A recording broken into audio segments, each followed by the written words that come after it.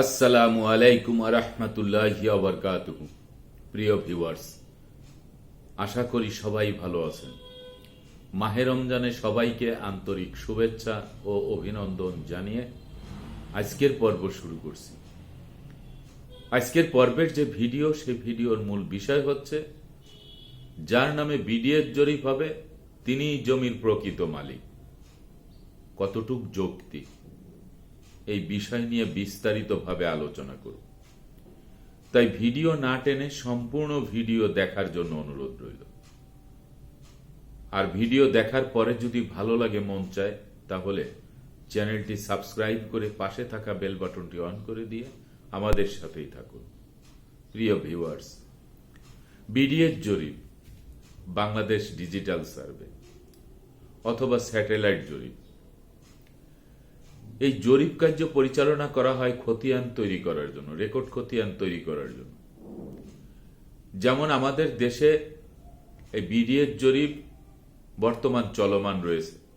বিডিএর জরিপের আগে 6টি জরিপ হয়েছে। এক নম্বরে হচ্ছে সিএস জরিপ, ক্যাডাস্ট্রাল সার্ভে। 2 নম্বরে হচ্ছে এসএ, স্টেট একুইজিশন। তারপরে RS, revisional survey. BS, Bangladesh survey. City জরিপ, চর অঞ্চলে দিয়ারা জরিপ। এই জরিপগুলি কিন্তু হয়েছে। এখন বর্তমান চলমান রয়েছে বিডিএর জরিপ। এই বিডিএর জরিপে যার নাম উঠবে তিনিই জমির প্রকৃত মালিক। এটি কতটুক যৌক্তিক দেখুন। গণপ্রজাতন্ত্রী বাংলাদেশ সরকারের ভূমি মন্ত্রণালয়ের সাবেক মন্ত্রী যারা ছিলেন, পরবর্তীতে ভূমি উপদেষ্টা হয়েছেন অন্তর্বর্তীকালীন সরকারের, বর্তমান যিনি আছেন, সবাই কিন্তু একই কথা, যে সরকারের 1 ইঞ্চি সম্পত্তি যেন সাধারণ জনগণের নামে বিডিএর জরিপে অন্তর্ভুক্ত না হয়। আবার সাধারণ জনগণের 1 ইঞ্চি সম্পত্তি যেন সরকারের নামে অন্তর্ভুক্তি না হয়। এতে বোঝা যায় যে কারো সম্পত্তি কারো নামে এই বিডিএর জরিপের অন্তর্ভুক্ত যাতে না হয়। যিনি জমির প্রকৃত মালিক তার নামেই যাতে করে এই বিডিএর জরিপটি হয়। তো বিডিএর জরিপটি যদি একজন ব্যক্তির নামে হতে হয়, তাহলে তার মালিকানার প্রমাণ স্বরূপ তো তাকে কিছু ডকুমেন্টস হাজির রাখতে হবে। আপনি যদি আপনার জমির দলিলাদি, অর্থাৎ আপনার ক্রয় সূত্রে যে সম্পত্তি আপনি পেয়েছেন তার যে দলিল, বৈধ দলিল, এবং সরকারের যে খতিয়ান, সরকারের যে পার্সোনাল দলিল, রেকর্ড খতিয়ান, ধারাবাহিকভাবে এগুলি আপনাকে কিন্তু হাজির রাখতে হবে। এখন নিয়মের মধ্যে যার নামে বিডিএর জরিপ হবেন তিনি জমির প্রকৃত মালিক। এই অর্থে বলা হয়েছে যে যার কাগজপত্র সঠিক থাকবে, সকল কাগজপত্র তার আছে, জমি তার দখলে আছে, কোনো কাগজপত্র ঘাটতি নাই, সেই ব্যক্তি জমির প্রকৃত মালিক।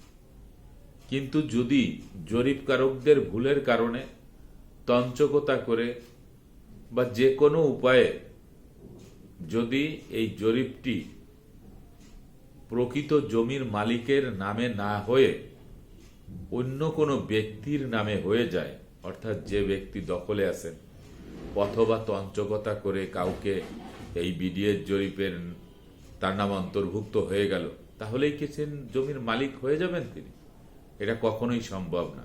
একটি কথা সবসময় মনে রাখবেন, দলিল যার ভূমি হবে তার থাকতে হবে দলিলাদি। যেই ব্যক্তির দলিলের সাথে সকল রেকর্ড খতিয়ান ধারাবাহিকভাবে থাকবে, তিনি হচ্ছেন জমির প্রকৃত মালিক। একটি খতিয়ান অন্যের নামে হয়ে গেলে তিনি জমির মালিক হতে পারেন না। বিডিএর জরিপ বাংলাদেশ ডিজিটাল সার্ভে, এই কথাটা মানুষের কানে যখন পৌঁছে, তখন মানুষ মনে করেন যে এই বিডিএর জরিপে নাম উঠে গেলে মনে হয় জমি ছেড়ে দিতে হবে। কেন ভাই, জমি ছাড়তে হবে কেন? এটা তো সরকারের একটি দলিল। সরকার যথাসময়ে জনগণের কাছ থেকে ভূমি উন্নয়ন কর যাতে আদায় করতে পারে সে লক্ষ্যে এই জরিপটি করে, এবং সরকার জানতে চায় যে সম্পত্তি কার কাছে আছে, কি পরিমাণ সম্পত্তি আছে, কতটুক সম্পত্তি আছে, ওই সম্পত্তি থেকে কি পরিমাণ ভূমি উন্নয়ন কর আদায় হবে। এই যে একটা সিস্টেম, এই সিস্টেমে খতিয়ান তৈরি করে সরকারের হিসাব করার জন্য। তো সেই সরকারের খতিয়ানে যদি নাম উঠে যায় তো সেটা সংশোধন করার তো সুযোগ আছে। সেটি সংশোধন করতে গেলে আপনাকে কিন্তু সরাসরি 30 দিনের ভিতরে সেটেলমেন্টে আপনাকে সরাসরি মামলা করতে হবে 30 ধারা 31 ধারা আপনার সমস্যা বুঝে। আপনি মামলা করার পরে সেটেলমেন্ট যদি সেটা ঠিক করে না দেয়, তারপরে আপনার চূড়ান্ত প্রিন্ট পর্চা বের হলে আপনি দেওয়ানি আদালতে রেকর্ড সংশোধনের জন্য মকদ্দমা করতে পারবেন।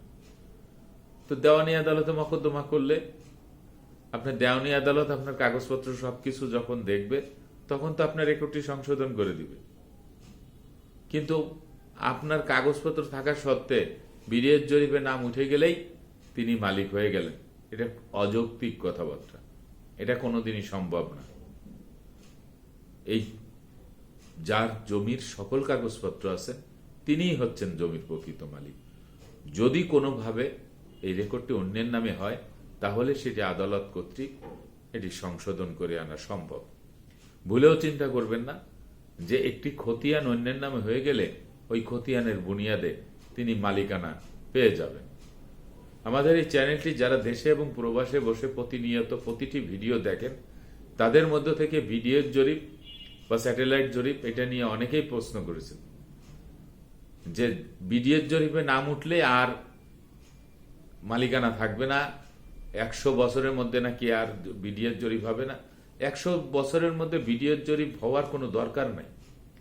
200 বছরের মধ্যে জমি রেকর্ড হওয়ার কোনো দরকার নাই। তো রেকর্ড তো একবার করে দিলেই হয়ে যাচ্ছে।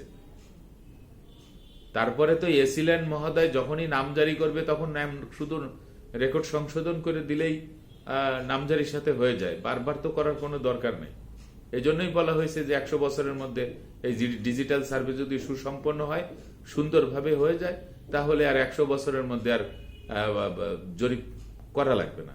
তো জরিপ সরকার করুক চাই না করুক, তাতে তো জমির সাধারণ জনগণের তো কোনো কিছু আসে যায় না, কোনো সমস্যা নাই। তো জনগণের তো দখল এবং দলিল এবং খাজনাটা সুন্দরভাবে দিতে পারলেই জনগণ শান্তি।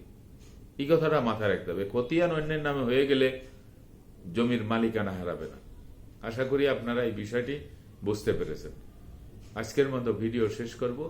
আগামীতে দেখা হবে অন্য কোনো ভিডিও নিয়ে। সে পর্যন্ত সবাই ভালো থাকবেন, সুস্থ থাকবেন, আর আমার জন্য দোয়া করবেন। আল্লাহ হাফেজ।